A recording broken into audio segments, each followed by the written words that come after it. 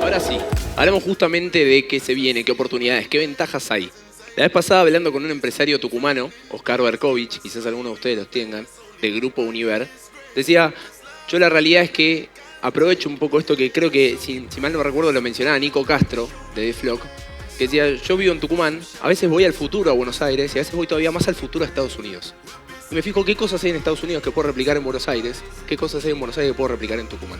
Entonces, a partir de justamente quizás falta de infraestructura, falta de un montón de otras cosas que decían reglas de juego claras, un montón de desavenencias que podían ser un poco más difícil el emprender, el llevar adelante la diaria, cualquier idea, a partir de eso encontrar una oportunidad. Y justamente para eso, ahora voy a invitar a subir al escenario a Mariana Camino.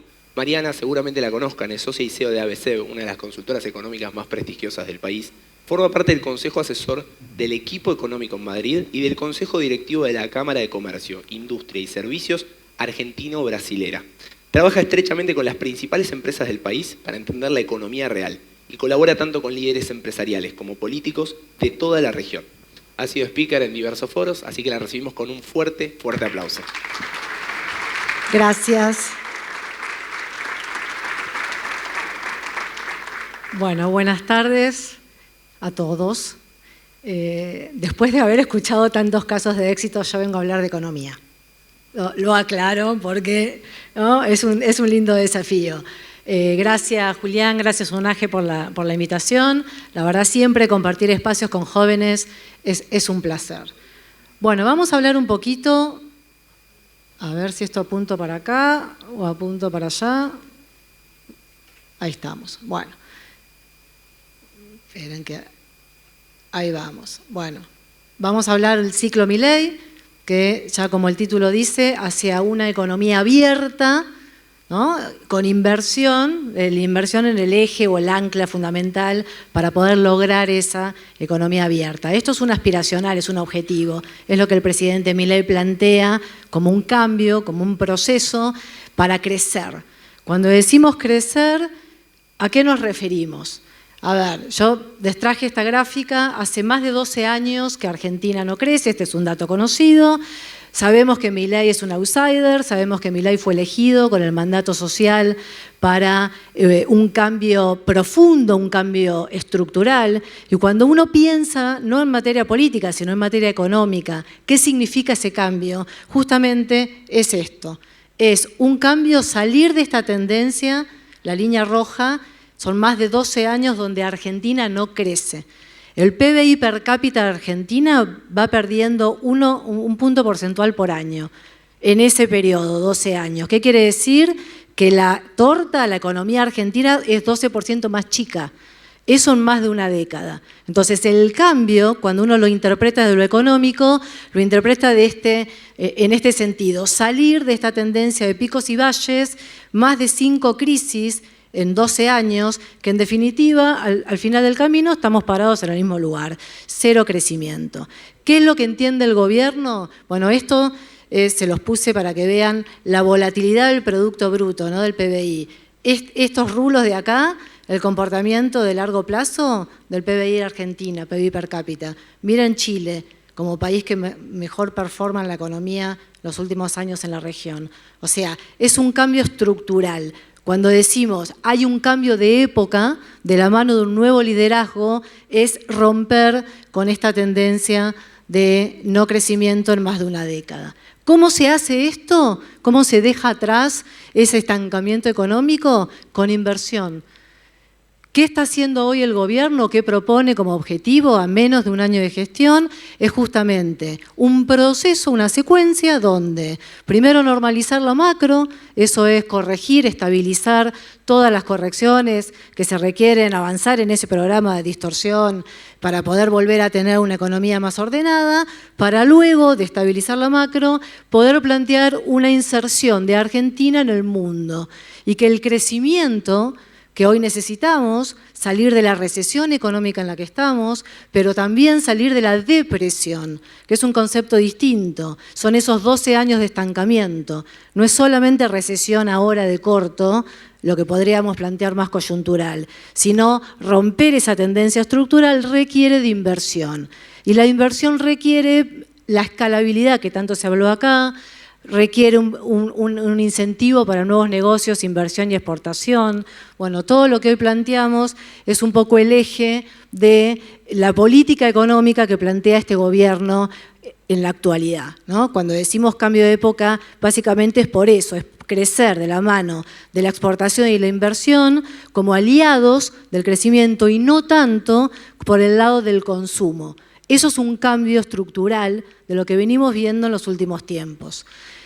Acá lo que estoy mostrando es, bueno, cómo viene. 11 meses, hay una tendencia, les decía, primero normalización de la macro, esto lo voy a pasar rápido, porque no tiene, o sea, lo que les quiero mostrar acá básicamente es el comportamiento de las gráficas, es qué se logró hasta ahora en la corrección, en la normalización de precios relativos, en la estabilización de la macro. Bueno, se logró primero bajar la brecha, que es uno de los indicadores tan distorsivos que sigue teniendo la economía, pero en una menor proporción. Hoy la brecha es cercana a 25%. Bajar la inflación, que es lo que justamente también, y el riesgo país que le estoy mostrando ahí, es lo que hace que esos valores converjan al riesgo país 1000 puntos, hoy creo que bajó un poco más, con lo cual es una buena noticia para el logro de este objetivo que es abrir la economía y atraer inversiones, y obviamente el tema de la brecha que les decía recién. Y por este lado, nada, es un comportamiento de que el Banco Central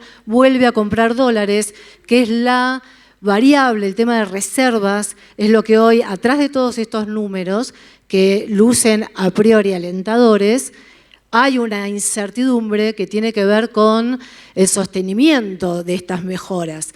Y para eso es importante esa posición compradora del Banco Central o ver si se puede avanzar en la acumulación de reservas. Esto, para que vean, es de dónde van a salir los dólares que la economía requiere. Bueno, esto es una buena noticia también.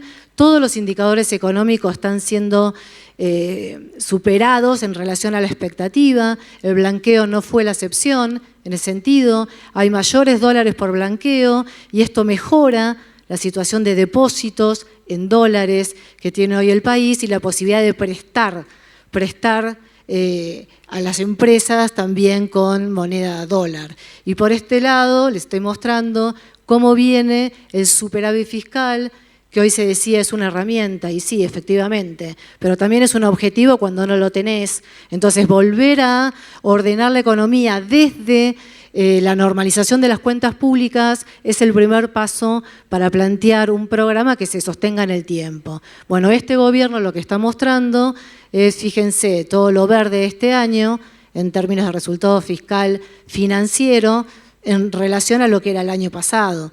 Entonces, esto ya lleva varios meses y se podría pensar que ya empieza a tener una suerte de consolidación. El gobierno esto no lo negocia, es el principal ancla que tiene esta economía o este programa de política económica que tiene que ver con afianzar justamente las cuentas públicas. Y el proceso de desinflación que viene a la baja, muy importante, les decía, esto superó cualquier expectativa del REM, bueno, todas las consultoras proyectamos inflación y durante todo este proceso siempre estuvimos por arriba de lo que efectivamente muestran los números y esto, bueno, para cierre del año se espera, ya se perforó el 4% mensual, que pueda haber una convergencia a 3 puntos de inflación en el IPC y lo importante es este número de acá, que cuando uno descompone o abre el índice ve que la inflación mayorista ya está en 2 puntos, que eso sí tiene la misma convergencia al famoso Crowling Peg, al valor de la devaluación del tipo de cambio. Bueno, esto más allá de ser números, no los quiero aburrir, lo que estamos mostrando acá es que en el objetivo de una secuencia de correcciones de la economía, para poder después insertar la Argentina en un mundo y que la micro sea el motor de crecimiento, que es lo que estamos hablando ahora acá, y cuando hablamos de la micro es la exportación, la natalidad de empresas, generar inversión, motorizar la economía real, bueno, esto es condición necesaria. Y lo que estamos viendo es que en las principales variables de normalización de la macroeconomía, hoy los resultados lucen alentadores. Ahora, ¿es suficiente? seguramente no. ¿Es sostenible en el tiempo? Hay dudas. ¿De qué depende esto? De que justamente el gobierno consiga los dólares para responder a esas incertidumbres que hay respecto del levantamiento del cepo y se pueda sostener con más confianza, más allá de que el riesgo país muestra la confianza y hay una convergencia a los valores que el gobierno buscaba, bueno, todavía falta. Ahora, vamos en el buen camino. Esto que está mostrando actividad, que también, fíjense las curvas, tanto, bueno, el EMAE que anticipa la actividad mensual, o el IPI, los dos están mostrando que el pico o la caída ya se alcanzó y la tendencia es para arriba. Esto es un heatmap de actividad, que más allá del sector que ponemos acá, lo relevante es esto, que ya todo está mostrando desaceleración en los números rojos o directamente rebote en lo verde. Lo peor de la caída ya pasó. Esto no quiere decir que estemos creciendo, quiere decir que estamos saliendo, que cada uno de los sectores, con su velocidad, con su heterogeneidad, porque la matriz económica argentina es muy heterogénea, está mostrando signos de recuperación. Esto es importante porque en una macro que se muestra un poquito más ordenada y una actividad que empieza a rebotar, la perspectiva para el 2025 es positiva en términos de rebote, recuperación y también crecimiento. Y esto lo explica un poco. ¿Por qué mejora la actividad y mejora un poco la venta y la demanda? Bueno, porque está mejorando también el crédito privado y el salario real. El salario viene más rezagado, pero empieza a recuperar. Estos son distintas, las curvas muestran el distinto tipo de salario, el salario formal, el salario informal, el salario público, todas van para arriba en distintas velocidades, pero lo importante es que la tendencia es que se empieza a recuperar y el crédito también, y esto muy aceleradamente, esto también se explica. Argentina tiene un mercado de crédito muy chico, pero si antes lo tomaba el Estado, en su mayor de los 10.7 lo tomaba el sector público, hoy con esta condición de déficit cero, el banco, el sector bancario está haciendo su trabajo, le está prestando los fondos al sector privado y a las personas. Si ven esto, los dos subieron, créditos personales y créditos a empresas, en una magnitud bastante importante. ¿Por qué también? Porque, bueno, el piso era chico. Pero en definitiva, esto lo que está mostrando, sumado a este otro gráfico, y con esto les termino de dar un panorama de la coyuntura, que tiene que ver con la inversión, todo está recuperando. De nuevo, es una buena señal, es un proceso, es un camino, no despeja del todo incertidumbre, pero sí cambia la percepción. No estamos esperando una devaluación en el corto plazo como hace 3 meses, no estamos con la idea de, bueno, se suele decir el veranito financiero, porque justamente el mercado está confiando en estas correcciones, estamos en ese umbral donde recuperan los indicadores macro y la pregunta es si se puede sostener para adelante. Esto es un dato alentador de inversión, obviamente primero lo estamos viendo en inversión local, en distintos activos, no estamos todavía viendo un proceso, ni lo esperamos tampoco, digo, el consenso en general de los analistas del mercado no es que estamos esperando el año que viene un proceso inversor que venga internacional sostenido, pero sí empezamos a ver algunas luces alentadoras. Ahora, yo les decía que la estrategia del gobierno es pensar a la inversión como aliada del crecimiento. Todavía, ¿por qué no podemos esperar que esto sea con un dinamismo muy alto? Porque todavía la economía tiene cepo, más allá de que el cepo se va flexibilizando todos los días. Y una de las buenas noticias en ese sentido es que para el comercio, el cepo, para la exportación, el cepo prácticamente hoy no existe. Ya el proceso de comercio exterior se normalizó, tiene un ciclo comercial común. Entonces, ¿por qué es importante ver el mundo y a qué mundo le queremos vender productos y servicios? ¿A qué mundo queremos insertarnos? Bueno, un mundo que hoy plantea muchos desafíos. Yo elegí 3 de las grandes tendencias que me parecen importantes compartir o entender o por lo menos monitorear porque tienen que ver con el ambiente de negocio global. Y esas tendencias, la primera es que hay un concepto, porque lo conocemos todos, de geoeconomía, que hoy está en el centro de la conversación con actores internacionales. ¿Qué es la geoeconomía? Básicamente, miren esto, China acelera y avanza en el mundo, Estados Unidos recalcula. ¿Qué significa? Hay una mayor influencia de China en la economía mundial. ¿Dónde lo vemos? Lo vemos en su incidencia en el PIB global, casi de 7 puntos, el segundo en lo global, en el comercio exterior, 21%, lo vemos en la inversión extranjera directa, casi 10 puntos, el segundo país con mayor inversión a nivel global. ¿Y por qué es importante este crecimiento económico?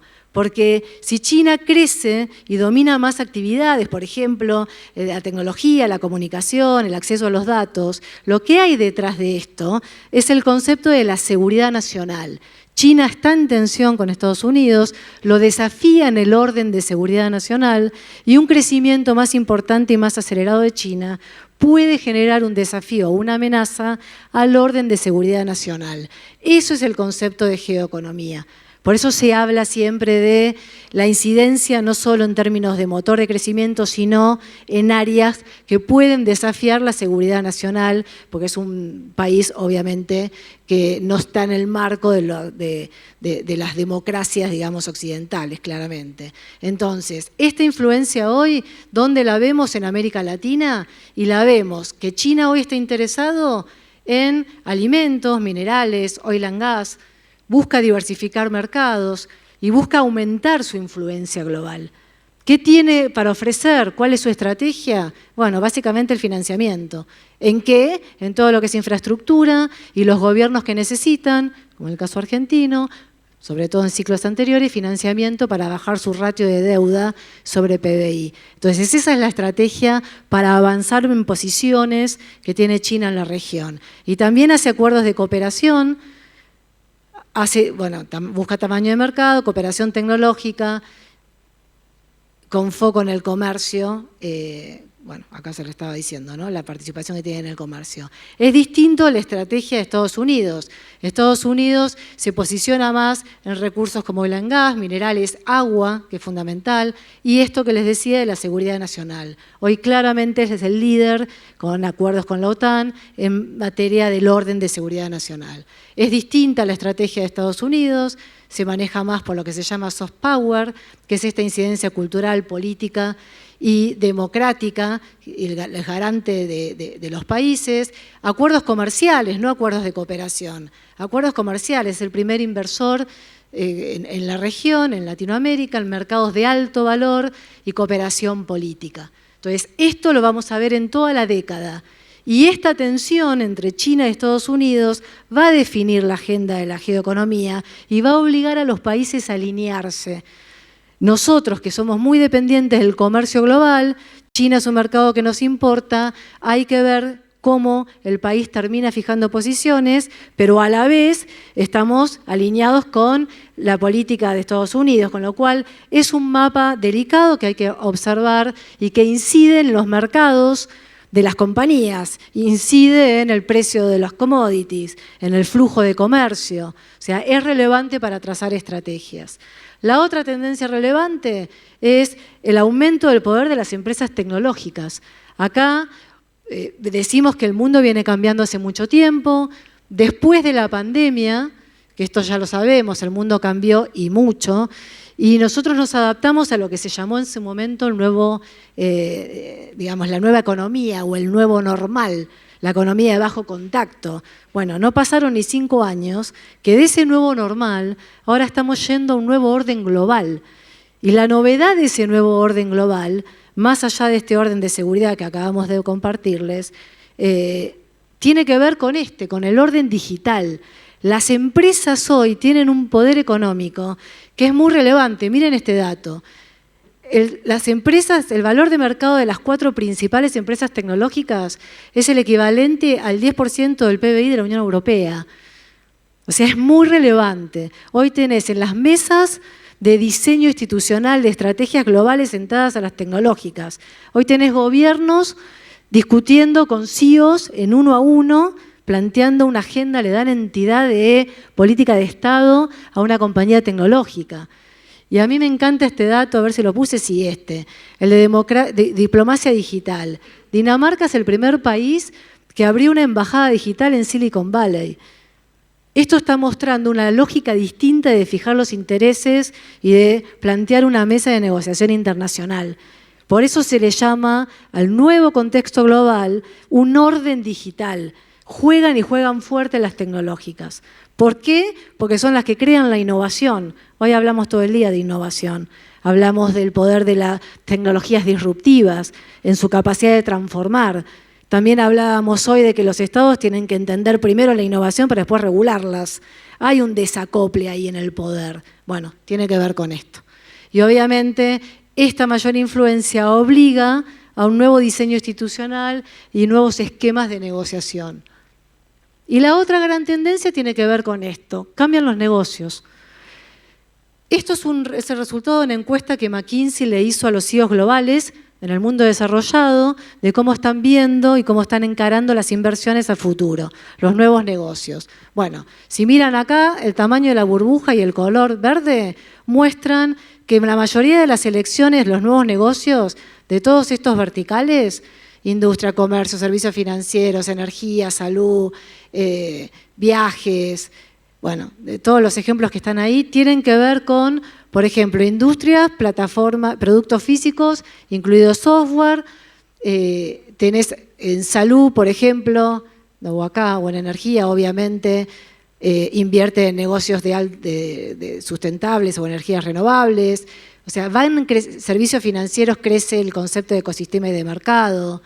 Comercio digital, ¿no? El e-commerce en el comercio cada vez más.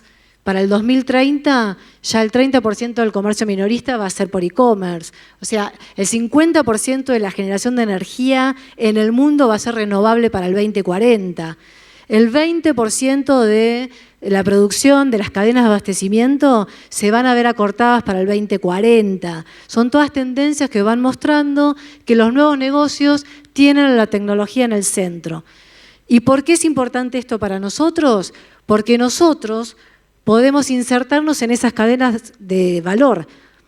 Las empresas que son dinámicas, todos ustedes que forman parte de este eslabón, transformación digital e innovación, junto con el complejo oil and gas, con la agroindustria y con la minería, hay una proyección de crecimiento de exportaciones en una década, fíjense qué relación. Puede multiplicar por 7 el volumen exportable el sector de oil and gas, por 3 todo lo que tiene que ver con conocimiento, por 4 la minería y la agroindustria por 1,5, porque ya viene siendo competitivo hace mucho tiempo. La clave de esto es el potencial local en todo el entramado, industria, servicios y comercio, más una balanza superavitaria. El hecho de que crezca la demanda, que todas estas compañías que lideran en estos sectores ya son parte de ecosistemas globales de valor, quiere decir que están dadas las condiciones para que Argentina crezca de la mano de la exportación, además de la atracción de inversión. Y eso va a arrastrar mejoras en el consumo. Este es lo que les decía, el foco tiene que estar puesto en la competitividad, el entramado es muy heterogéneo, todos los sectores que están en verde son los que lideran y que son capaces de ya salir a crecer y a exportar y a evolucionar, y tenemos sectores que tienen mayor problemas de competitividad, que son básicamente servicio, alimentos, construcción, comercio, siderurgia y algo de industria. ¿Por qué tienen problemas de competitividad? Por esto que está acá. Fíjense este dato, y ya voy terminando porque me estoy pasando, que es si la productividad de la economía, la media, fuera 100, acá tienen que la industria tiene tanto industria como servicios primarios, o sea, el agro, industria y agro, 19,4% es el mercado laboral que trabaja en estas dos industrias, ¿no? Fíjense el dato, es increíble. ¿Qué quiere decir? Que las industrias más productivas tienen menos, no son recursos humanos intensivos, y las menos son las que concentran mayor mercado laboral. El 80% del mercado laboral es servicios y comercio, donde tienen menos productividad. Ahí no alcanzo a leer el número, pero es 40 y pico y 80 y pico. O sea, las dos industrias que son más productivas, que es la industria del sector primario, son las que menos empleabilidad generan. Y eso es un problema de competitividad de la mano de la empleabilidad. Es un tema de agenda para la articulación público y privada que hay que trabajar.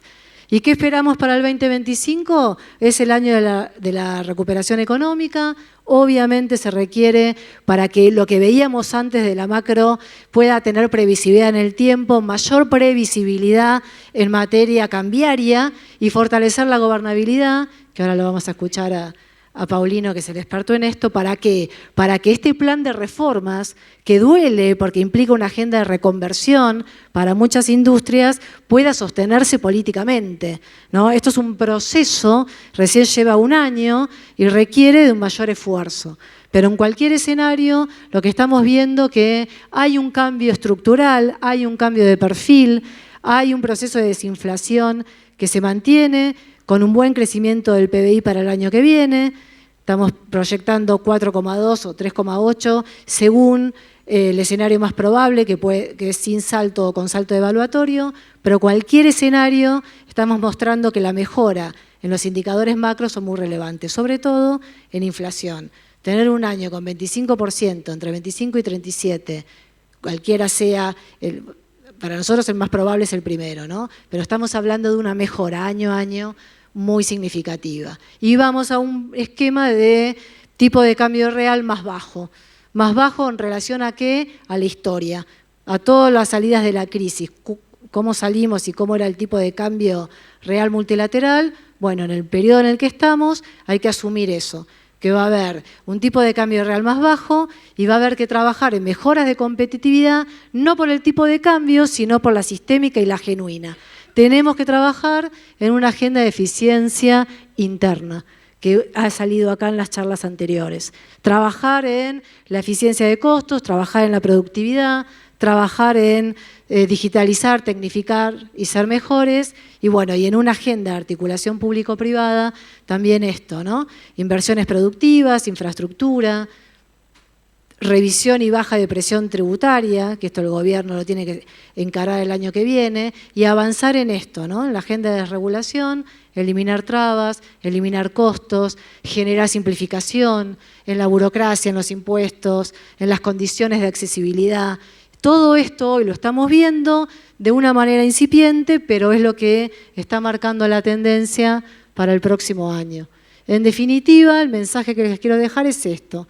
Estamos frente a un cambio de época, con un nuevo liderazgo, en un contexto donde la macro se está corrigiendo, no despeja del todo las dudas respecto a la sostenibilidad de esa macro el año que viene, pero sí invita a pensar, y un poco lo dijeron ustedes, que es para asumir un rol protagónico del sector privado, a apostar y con el riesgo empresario a acompañar el esfuerzo que está haciendo el gobierno a nivel nacional y también por parte de las provincias, y de cara a las empresas, la estrategia vuelve a estar en el lugar del negocio, no de la competitividad del tipo de cambio, sino en lo que depende de nosotros. Dejar atrás la emergencia para entrar en una agenda de competitividad. Bueno, muchas gracias.